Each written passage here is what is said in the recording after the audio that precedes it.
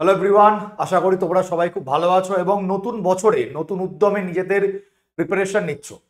আজকে আজকে এই ভিডিওটা শুধুমাত্র তাদের জন্য যারা রেলের এনটিপিসি কে তোমরা টার্গেট করেছো, শুধুমাত্র কিন্তু তাদের জন্য। এবং আমরা রেগুলার বেসিসে এনটিপিসির ক্লাস চলছে এবং তোমরা প্রিপারেশন নিচ্ছ, এবং যারা যারা সিরিয়াস ক্যান্ডিডেটস, যারা এক্সপিরিয়েন্স তোমরা আছো, প্রিপারেশন কিন্তু নিচ্ছ। বাট তার আগে এনটিপিসির জন্য যারা প্রিপারেশন নিচ্ছ তাদের কিছু কথা বলার আছে, তার জন্যই আজকের এই ভিডিওটা। এটা একটা ছোট্ট একটা ভিডিও হবে তোমাদের জন্য, বলার জন্য, একটু সাবধান বাণী দেওয়ার জন্য, আর কিছু না। তোমরা সবাই জানো এনটিপিসির দুটো লেভেলের যে এক্সাম, মানে দুটো লেভেল এক্সাম, মানে বলতে চাইছে একটা গ্র্যাজুয়েট আর এনটিপিসির আরেকটা exam, that is under graduate. এই দুটো এক্সাম কবে হবে এটারই একটা প্রশ্ন বা দ্বন্দ্ব থাকে আমাদের মনে, অনেকেরই জিজ্ঞেস করো। তাহলে গ্র্যাজুয়েটের এক্সামটা আমরা বলতে পারি যে এপ্রিল মাসে হতে পারে, আর আন্ডার গ্র্যাজুয়েট এক্সাম হতে পারে মে অথবা জুনে। এই দুটো আমরা এক্সপেক্ট করতে পারি যে গ্র্যাজুয়েটের এক্সামটা এপ্রিলে এবং আন্ডার গ্র্যাজুয়েট এক্সাম কিন্তু মে বা জুনে কিন্তু অর্গানাইজ হতে পারে। এইবার তো স্যার এটা বলার জন্য কেন এসছেন, বা এটা বলার আপনি এসছেন কেন, এগুলো কেন কেন আমাদের বলতে এসছেন, অনেকের মনে হতে পারে।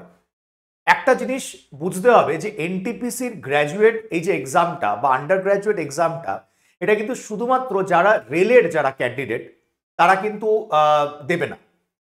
এটা কেন বলছেন? কারণ যারা এসএসসির জন্য প্রিপারেশন নিচ্ছে, যারা সিজিএল, সিএইচএসএল, এমটিএস জন্য প্রিপারেশন নিচ্ছে, তারাও কিন্তু এই রেলের এই এক্সামটাকে টার্গেট করবে। কারণ এনটিপিসি সবারই কিন্তু একটা লক্ষ্য থাকে, এবং এনটিপিসি এমন একটা পরীক্ষা যেটা সবাই কিন্তু দিতে পারে, অ্যাপিয়ার করতে পারে।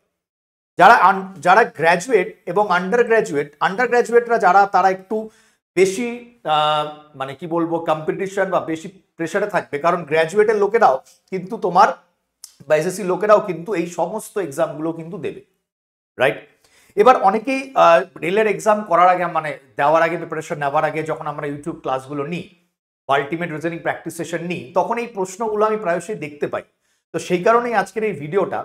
সেখানে অনেকেই বলে যে স্যার সিলেবাস অনুযায়ী আমি পড়াশোনা করছি। স্যার সিলেবাস, রেলের যা যা সিলেবাস আছে বা যা যা চ্যাপ্টার মেনশন করে দিচ্ছে নোটিফিকেশনে, সেই চ্যাপ্টার ওরিয়েন্টেড আমি পড়াশোনা করছি, তাহলে কি আমার হবে?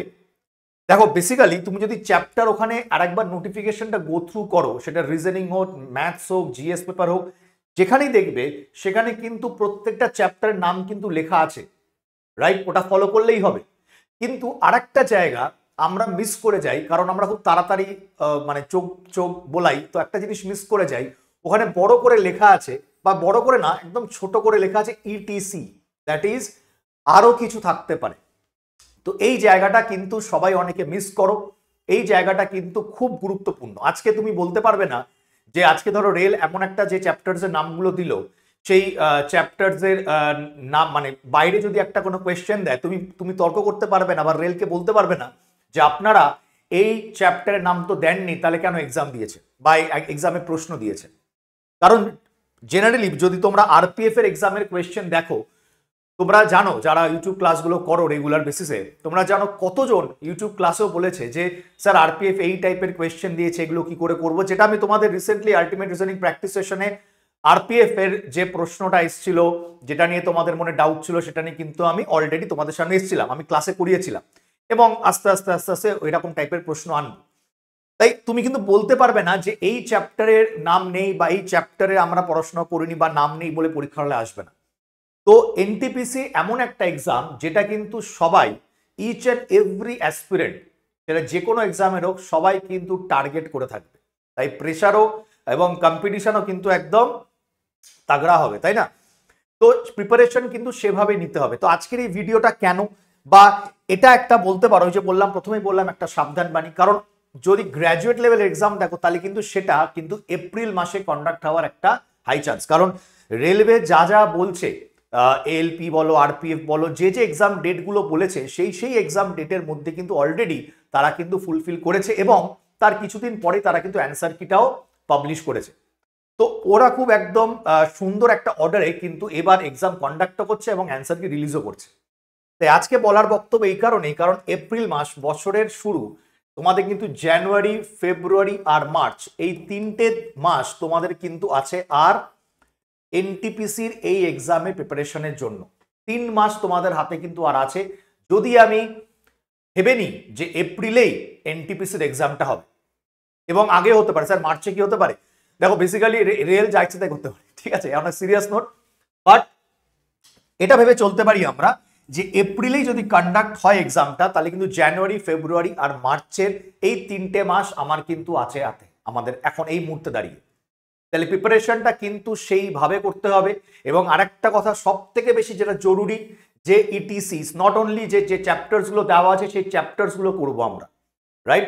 আমরা আনুষঙ্গিক নতুন নতুন নতুন টাইপেরও আমরা কিন্তু প্রশ্ন করব, যেটা রেগুলার বেসিসে তোমরা জানো যে রিজনিং এর ক্ষেত্রে যদি আমি বলতে চাই, কারণ রিজনিং এ আমি তোমাদের ক্লাস করাই রিগার্ডিং এনটিপিসি ওরিয়েন্টেড যে আলটিমেট রিজনিং প্র্যাকটিস সেশন যেটা তোমাদের চলছে। আমি আপাতত কোনো প্লেলিস্ট এখানে শো করছি না, কারণ আজকের বিষয়বস্তু, আজকে বলার বিষয়বস্তুটা কিন্তু আমাদের ওই ব্যাচ বা একটু ব্যাচটা দেখিয়ে দেবো, বা একটু তোমাদের বা দুরন্ত ব্যাচ যেটা চলছে দুরন্ত 1-2 সেটা আমি দেখিয়ে দেবো, বা আমার ইউটিউব ক্লাস দেখিয়ে দেবো। It's not like that.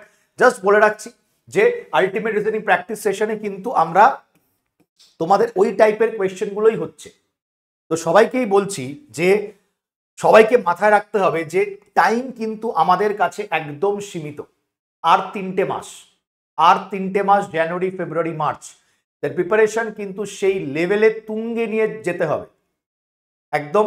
আর মাথায় রাখতে হবে যে এই পরীক্ষাটা কিন্তু সবাই দেবে, আর চ্যাপ্টার নতুন নতুন ধরনের প্রশ্ন কিন্তু আমাদের সবাইকে কিন্তু অ্যাটেম্প করতে হবে এবং বুঝতে হবে।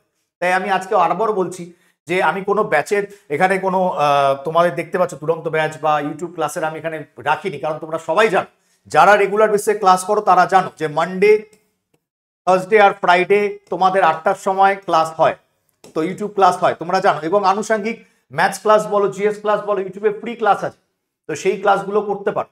এবং যারা দুরন্ত ব্যাচে তোমরা যারা স্টুডেন্ট তোমরা তো জানোই, সেটা নয় দুরন্ত পার্ট 1 পার্ট 2 দুটো ব্যাচ অলরেডি চলছে, সেটা নয়, বাট বারবার বলছি প্রিপারেশন কিন্তু সেইভাবেই নিতে হবে। এবং আরেকটা জিনিস যেটা মাথায় রাখতে হবে যে আনুষঙ্গিক নতুন ধরনের এই যে আরপিএফ যে এক্সামটা এসছে, এই আরপিএফ এক্সামটায় যে প্রশ্নগুলো এসছে সেগুলো কেমন এসছে, কি ধরন কি ধাঁচের কোয়েশ্চেন এসে সেটাও কিন্তু জানতে হবে। তো আশা করব যারা যারা প্রিপারেশন নিচ্ছ তাদের এই ভিডিওটা একটা ওয়েক আপ কল, যে মানে টাইম হ্যাজ অ্যারাইভড, সময় এসে গেছে, প্রিপারেশনটাকে এবার আরেকটু ভালো করে মন দিয়ে কিন্তু করতে হবে।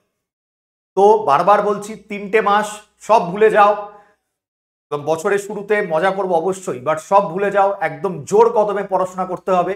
সামনের এক্সাম সবাইকে সামনের এনটিপিসি এক্সাম তুখোরভাবে দিতে হবে, যাতে কারুর 1% রিগ্রেট না থাকে যে আমরা কিন্তু পারলাম না। কি তাই তো?